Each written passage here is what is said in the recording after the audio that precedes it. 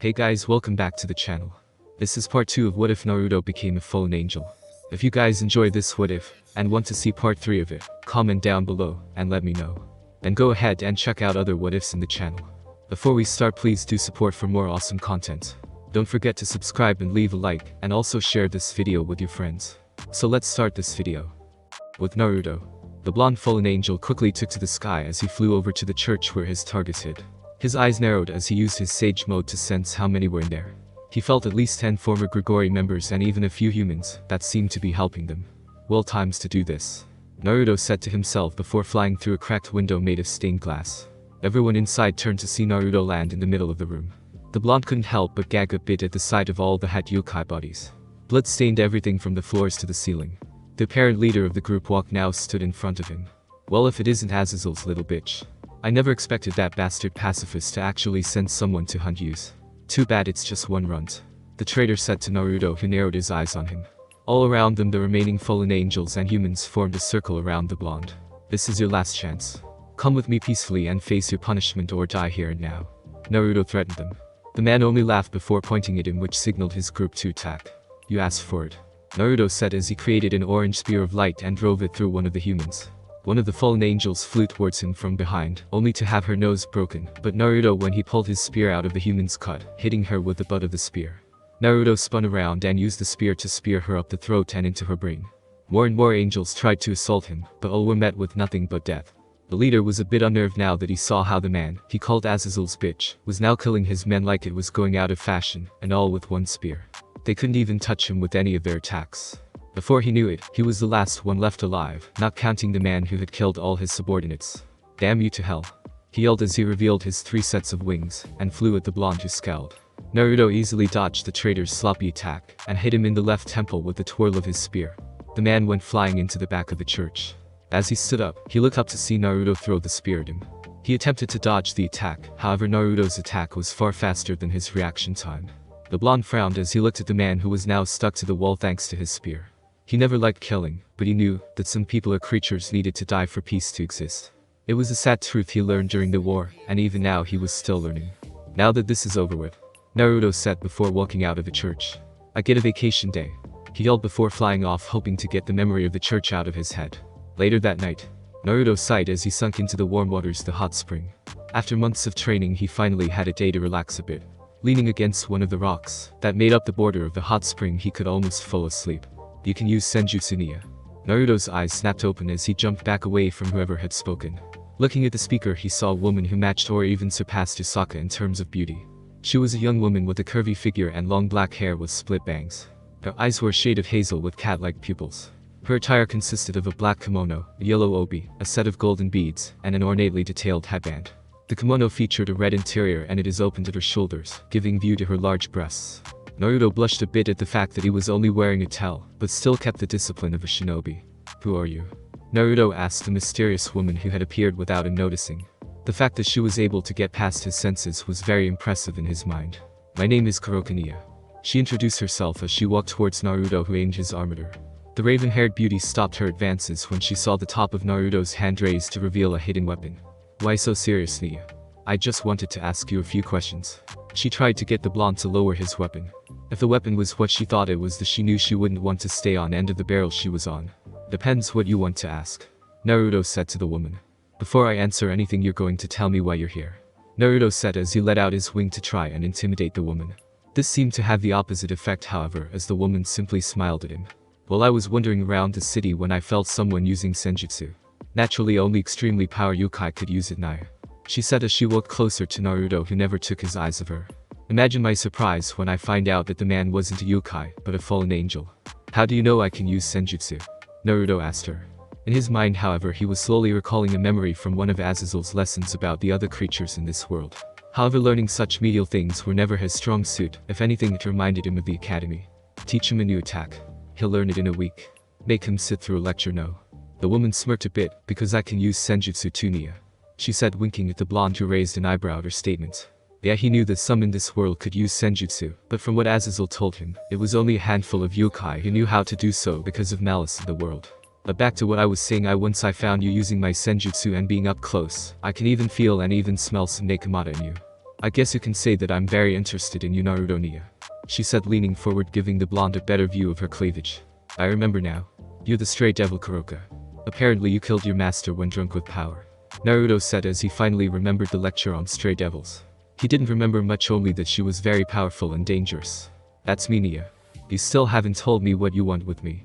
Naruto said, lowering his arm cannon as he could confirm that she had no ill intentions towards him, but he did feel something he felt from some of the female fallen angels, but he wasn't sure exactly what it was. I doubt a devil, especially a stray devil, would willing walk up to fallen angel just for a chat. Naruto said to the busty cat woman, walked up and pressed her body into his. I want powerful babies to revive my species, Nia. She told him bluntly, which caused Naruto's jaw to drop before he used a quick substitution to get away. Oh come on, she said, pouting at him. Sorry lady, but I'm not ready to have kids with anyone, especially a woman I just met. Naruto's response was he crossed his arms. The woman only smiled even more and walked over to him, swinging her hips in an attempt to captivate him. The fallen angel in him, or the fact that every teacher he had been a massive pervert, he couldn't help but follow with his eyes. And should you really be asking a fallen angel to help you? Why not another yokai?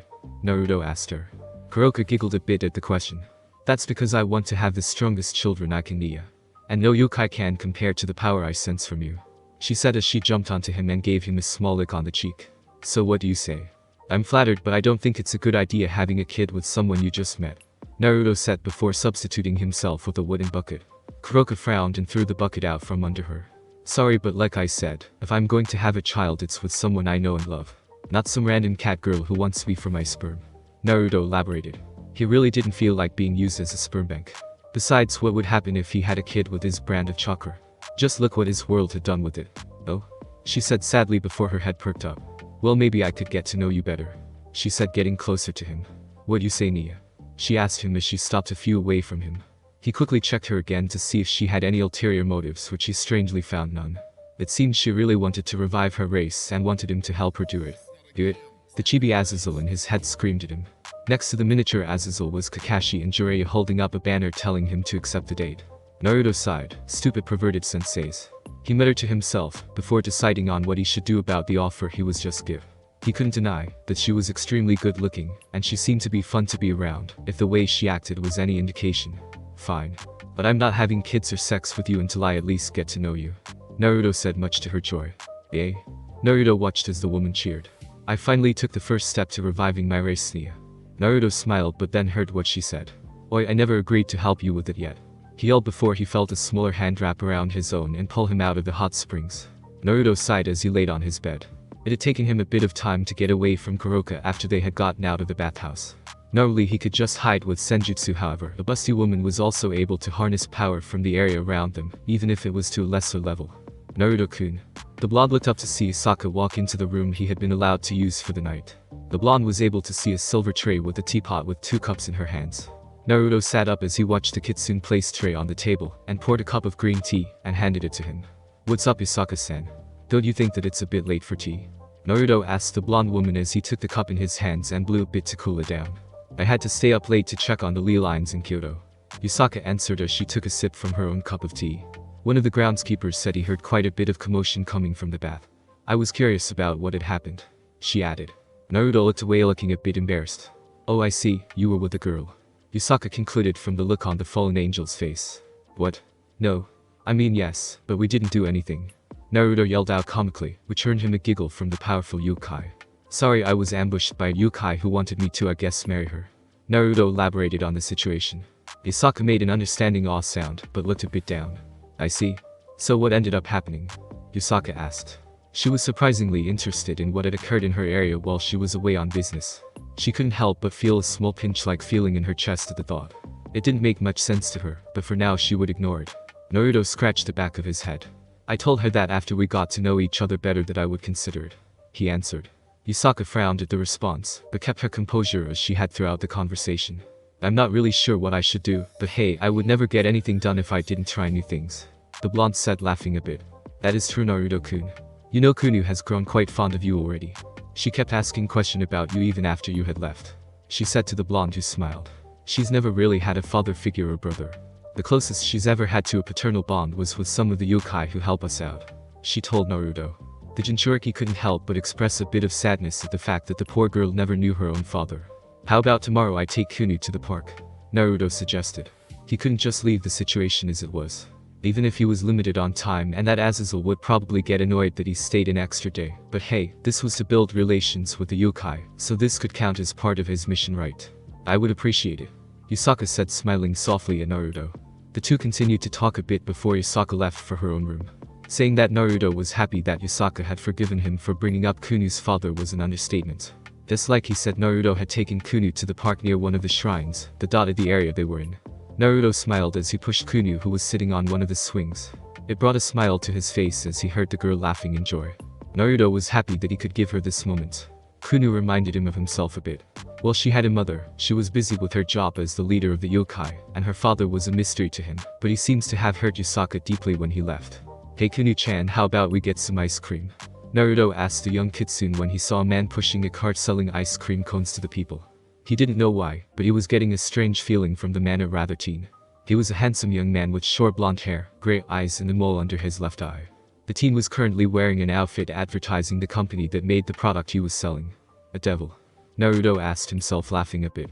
It assumed him to think how someone could potentially kill hundreds of humans, was selling them food. He never understood their system, but considering it he wasn't from the faction he couldn't judge. Yeah. The young kitsune yelled as she jumped off the swings and ran towards the cart. Naruto laughed when he heard her demand all the flavors stacked one on top of the others. Surprisingly, the devil was able to do so without messing up much. Naruto made sure to leave a decent-sized tip for the effort he was put through by the kitsune. How are you liking it? Naruto asked the young girl, who pouted a bit when Naruto patted her on the head. Well, Kunu still acted like someone her age, that also included acting like she was a princess. Oh wait, she is. Naruto thought to himself before laughing quietly. Before they could continue, Naruto heard a ringing in his pocket. It was something Azazel had called a smartphone, which acted at its base like a communicator. Naruto, something important has come up.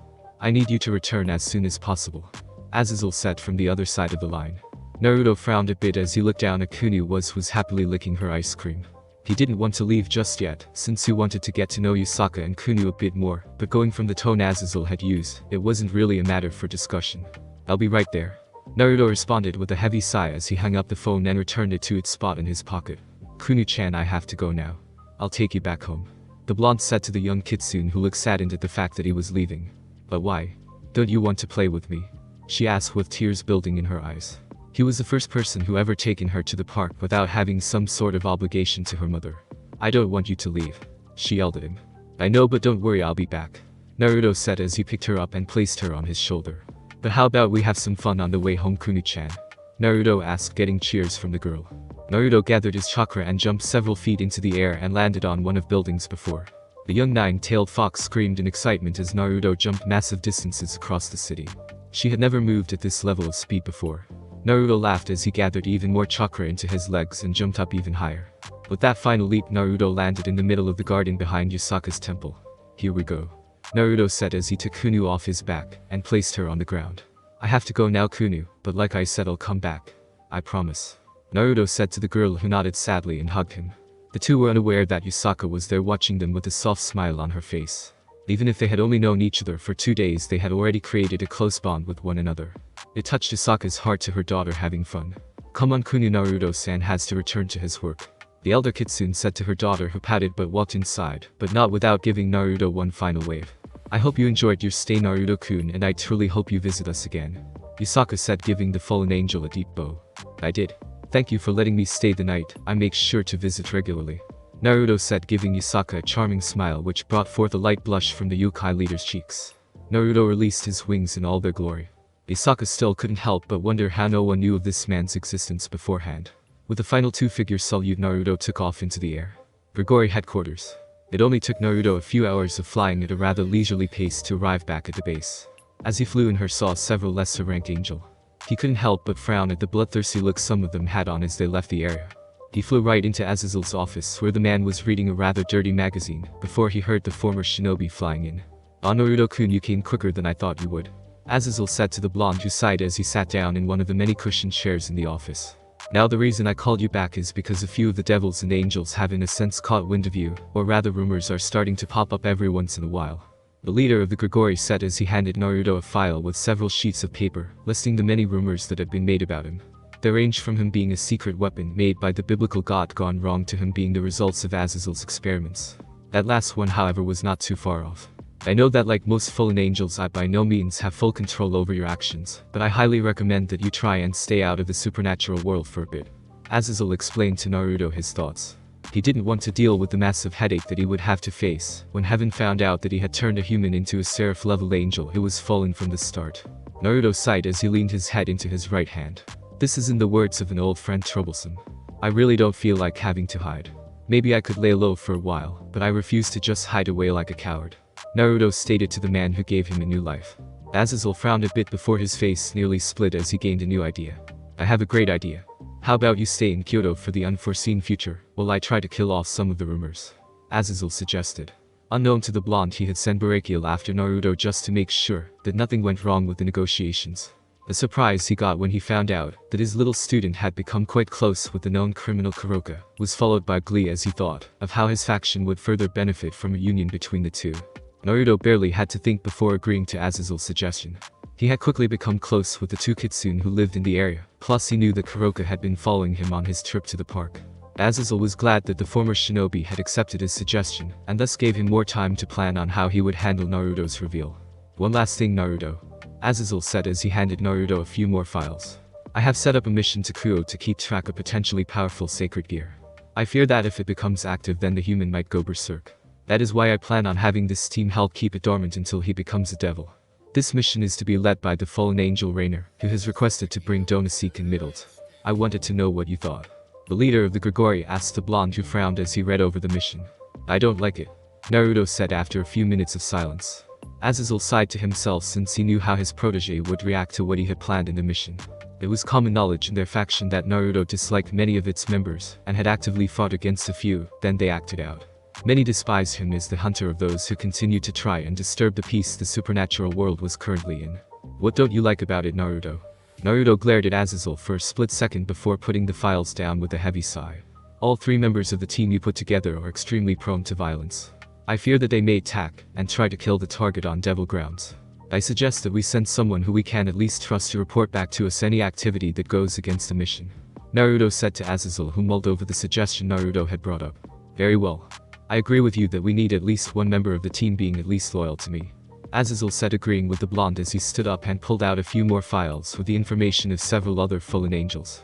Because of our limited numbers, we only have a few people we could possibly send out. Normally I would choose you, but given the issues surrounding your existence, I need someone else. Azazel explained to Naruto. The two looked over the files of the Grigori members who weren't assigned to anything.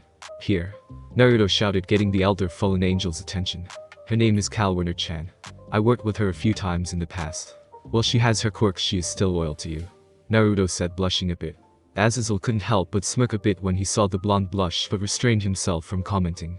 I see, Azazel said to himself as he read over her file. Overall, she hadn't done anything as bad as the other three had in the past, and had more or less followed his rules. Having Naruto vouch for her was also a huge plus for her, since Naruto, while being the youngest fallen angel, was easily one of the most powerful beings in the known world. Very well, I have her added to the team, Azazel said as he sat back in his chair and relaxed. So I heard you had a run-in with a certain stray cat during your stay in Kyoto. Would that be a reason you are so eager to return, HM? Azazel teased his now bright red student, who dashed out of the office. Azazel laughed loudly before opening a drawer and pulling out a small orange book he had found sealed in a strange tattoo on Naruto while he was unconscious. He had to admit that whoever wrote them was a genius of the highest caliber. 3 months later, Naruto sat at a dinner table with Yusaka and her little daughter Kunu. After that day when he learned that he already had become a thing of rumors, he had lived with the two yokai in secret from the outside world. In those 3 months, his bond with Yusaka and Kunu had nearly reached that of a real family. He made sure to help Yusaka with any and all problems she was having around the area, and always made sure to leave time to play with Kunu. The ramen was amazing, Yusaka-chan, Naruto said, smiling brightly at the yokai, who gave him a warm smile in return. Kunu smiled at how the two older supernatural beings interacted with one another, before getting off her chair and skipping off to her room. The blonde fallen angel stood up as well and picked up the bowl he had eaten from, and brought it over to the sink where another yokai who worked for Yusaka was washing the dishes. Naruto-kun, I have a meeting with the high-ranking devil today, Yusaka said with a hint of sadness entering her voice. Every time she had to meet with a faction who wasn't aware of Naruto, he had to hide away lest he be discovered. The worst part was that sometimes her guests would stay for a few days. I see.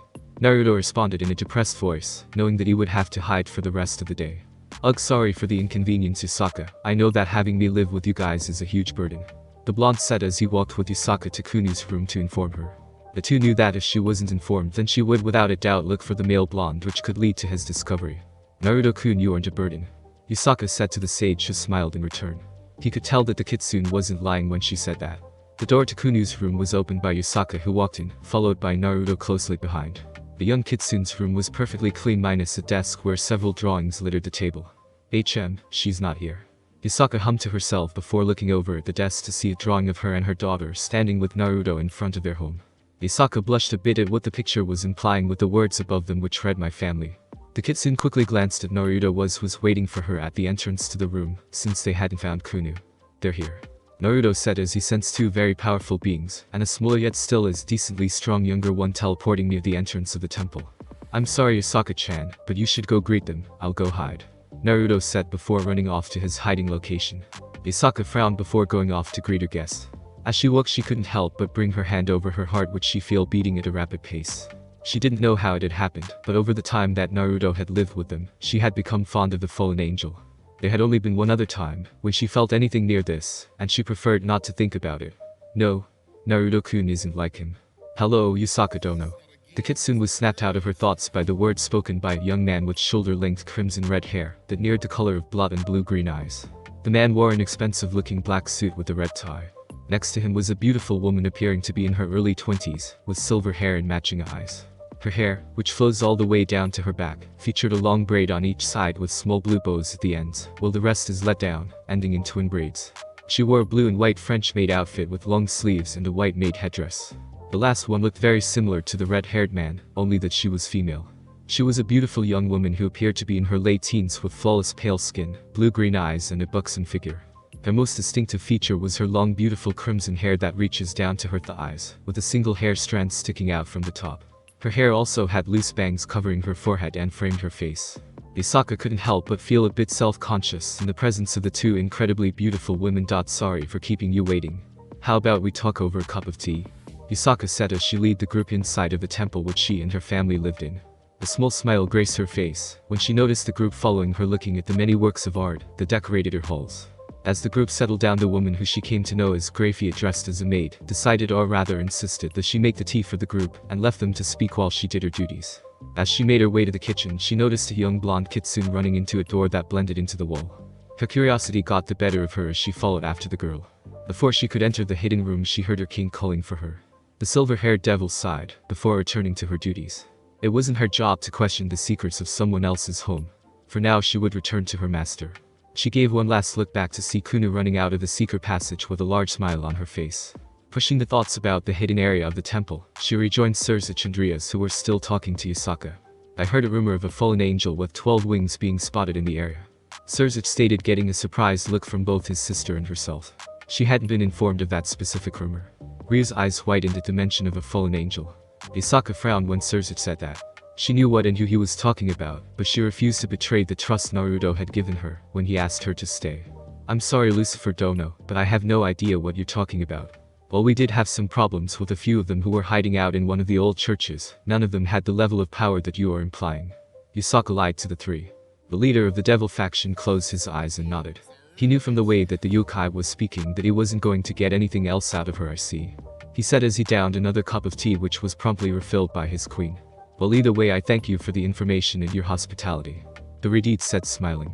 Yusaka was about to respond before the cries of a young girl reached their ears. Kunu-chan, Yusaka yelled as she ran out of the room, followed by the three devils who followed closely behind. The elder kitsune nearly ripped the doors leading outside from its hinges. Floating in the air before them were 5 fallen angels with 4 wings, each glaring down at them. Behind them was another one with 6 wings holding Kunu with a small knife made of light near her neck. Let go of her, the priestess yelled, only to get a mad laugh from the angel. How about you tell us where that bastard Uzumaki is, eh? Tell us and maybe I'll let her go, the fallen angel said with a twisted smirk that disgusted Yusaka and the devils. How about you face me yourself, coward?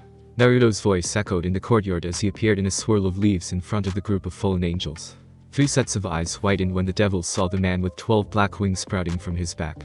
It was rare for a seraph-level angel to appear like that, but what really shocked them was the massive amount of power he was releasing, and fact that he wasn't a known seraph or Azazel. Raphia glared coldly at Yusaka, who was too preoccupied to take notice. It really annoyed the silver-haired devil that the yokai had lied to her master's face in the middle of a peace talk. In her mind, it proved that Yusaka had a greater desire to protect her bonds with the fallen angel than forge one with them. Surzich didn't say anything but rather watched with slight interest. He never really expected the rumor of a new 12-winged fallen angel to be true. The fact that the most probable way of that happening was for one of the seraphs to fall made it extremely unlikely. The only other way as far as he knew was for one to climb the ranks until he reached that power, and that would have been noticed far before the rumors began.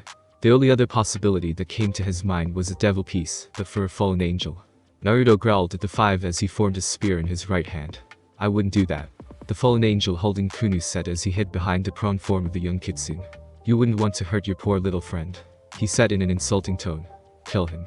He ordered his minions, who flew at the blonde. Pathetic, Naruto whispered as he drove his spear into one of their throats. The gruesome sight caused another one to hesitate, giving Naruto the opportunity to slam a Rasengan into his chest. The devils looked on in awe as the fallen angel's attack crept its way through its target's attack and grind its way into his body. The last two looked at one another before trying to escape. They had just seen two of their comrades killed as if they were mere flies, and they had no desire to end their lives prematurely. This didn't stop Yusaka from going the small battle with her foxfire, which burned one of them into nothingness, while Naruto speared another one through the stomach. Stand down. The six-winged angel yelled as he held the knife to Kunu's neck. A small cut was made when the blade pressed against her flesh. Naruto's eyes widened when he saw a drop of blood leaking from the girl's throat. One more step and I'll kill her, he yelled as he floated away from the two angered blondes. You're the type of person I hate, Naruto said angrily. Another orange spear appeared in his hand. I'll kill you, he said with his voice taking a slight demonic tone as his eyes turned a dark tone of red. The voice sent shivers down Ria's spine as she watched the event. From the looks of things, the fallen angel seemed to be around her age, but at the same time he was far more powerful than her. She quickly thought about how he could help her with the situation she had found herself in. Oh? The six-winged fallen angel said, grinning. And I guess you're fine with sacrificing this cutie? He asked. Before he could even react, his head was sliced off by Naruto, who had turned his spear into a halberd. Naruto caught Kunu, who was released by the man's grip, and floated down in front of the devils. By that time his eyes had already returned to normal, and he now wore a nervous grin. Hey. Thanks for listening. I do hope you enjoyed. If you want a next part of this video, like, subscribe, and comment down below, and turn on that bell notification. And also check out the other videos that I have created, and enjoy. See you in the next video. Peace.